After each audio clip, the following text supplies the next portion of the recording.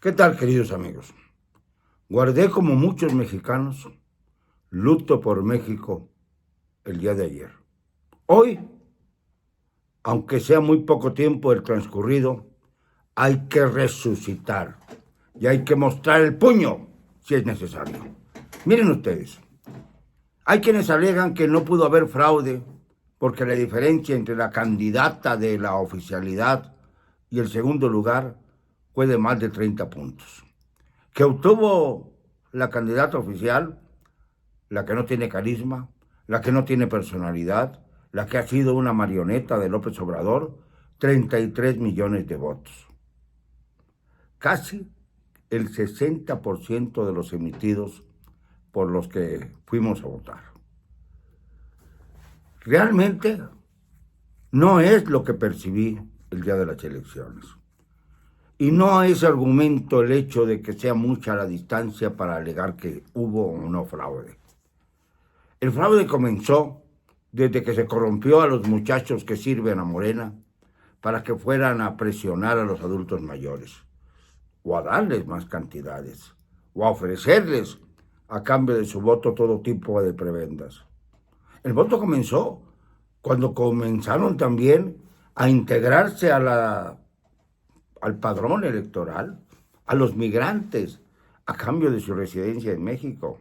Ya verán ustedes este problema, cómo nos está ahí en las manos.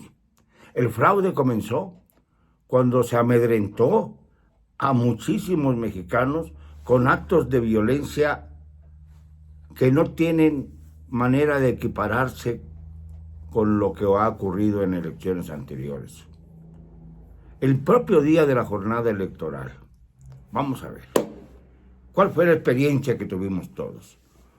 Yo estuve 1 hora 45 minutos en la casilla 5173 de la Ciudad de México y allí abrieron al cuarto para las 9 las casillas bajo el alegato de que faltaba un escrutador y que estaban esperando al escrutador sustituto. Miren que se tomó el tiempo, si es parte de la casilla debiera estar, si estaba ya designado como sustituto, debió haber llegado en 5 minutos a la casilla, porque estábamos obviamente integrados en esa casilla los vecinos, los que nos conocemos, los que nos hemos visto, los que hemos vivido en esa zona.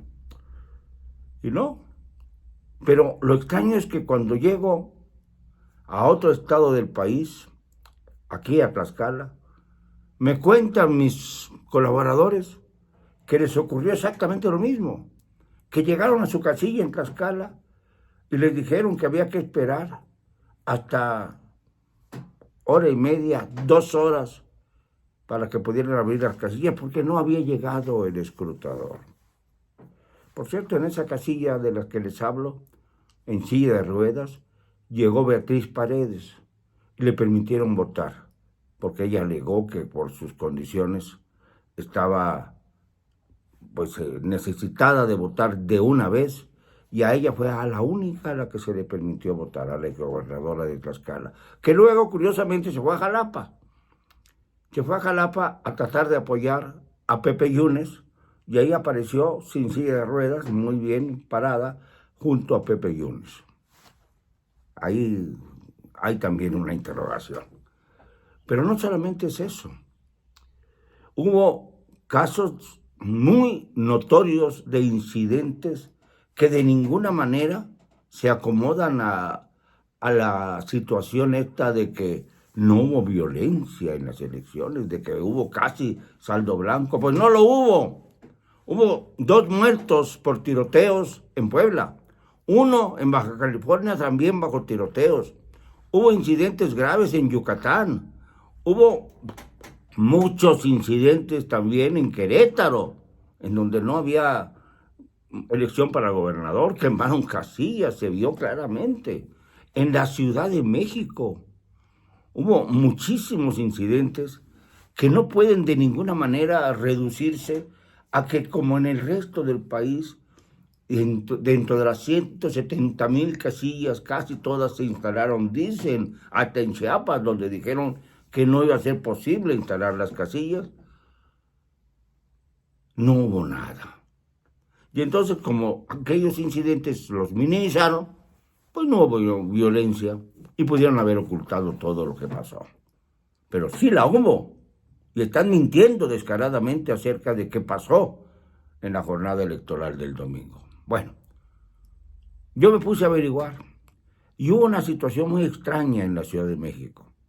Durante varias horas en el Instituto Electoral de la Ciudad de México se cayó el sistema, al estilo de la caída del sistema que originó en 1988 una tremenda protesta, porque era evidente que la mano de Manuel Bartlett, secretario de Gobernación y entonces jefe del Consejo Electoral, había sido bastante devastadora para modificar el resultado de esa elección evidentemente fraudulenta. Pues así, ahora resulta que se cayó en la Ciudad de México el sistema de cómputo y reapareció con Clara Brugada, la morenista, encabezando a los aspirantes a la jefatura de gobierno.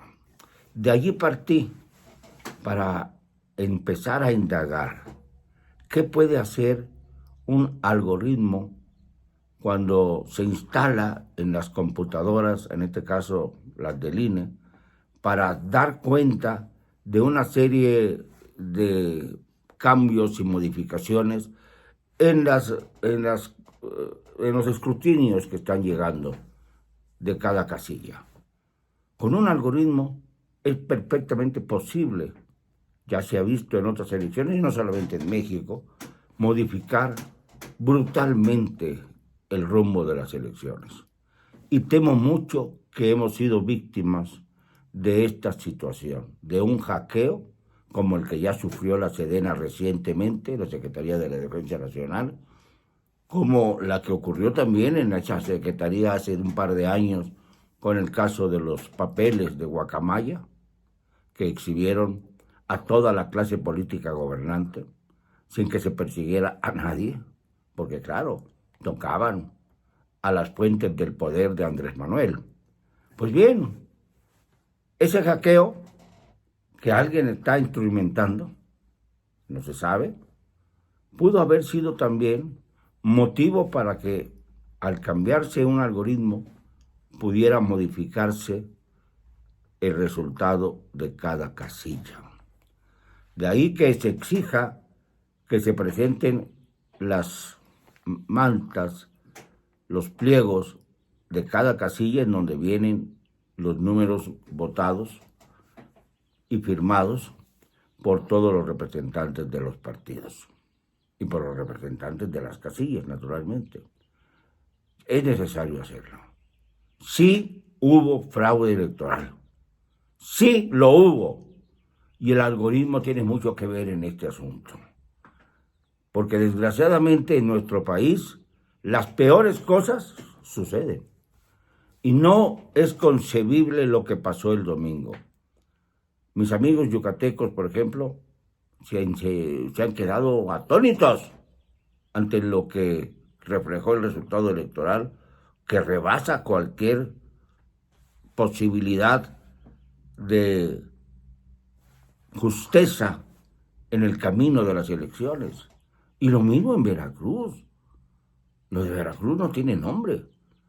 Bueno, ya sé que Pepe Yunes no es un apellido Yunes muy favorecido en Veracruz, pero lo de la señora Rocío Nale no tiene nombre.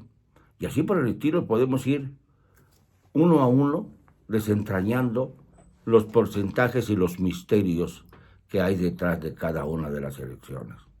Ya están también queriéndose llevar Jalisco, los de Morena, a pesar de que hay todavía 4 puntos de diferencia entre MC y Morena. Pero los algoritmos están a todo lo que dan, ¿eh? Y yo creo que ahí es donde está la clave que no hemos podido entender sobre por qué sucedieron las cosas como se dieron en todo el territorio nacional. No es la señora Claudia Sheinbaum una presidenta que pueda ser, que va a ser presidenta electa si siguen las cosas como están y no hacemos nada, una mandataria, en este caso otra vez una mandante, que ya quiere imponer sus normas desde septiembre próximo, cuando asuma el próximo Congreso de la Unión, también rebasado por Morena. No es la señora Claudia Sheinbaum una mandante legítima. Tenemos que examinar esto para entonces proceder. Para proceder, por ejemplo, lo he dicho varias veces, no me han hecho caso, pero empecemos a pensar que un paro nacional de todos aquellos que sí votamos por el cambio pueda mostrarle al mundo, incluso a los mandatarios que han felicitado a la mandante mexicana nueva, qué es lo que está pasando en nuestro país. No me van a callar, nunca, y lo digo con cero cobardía.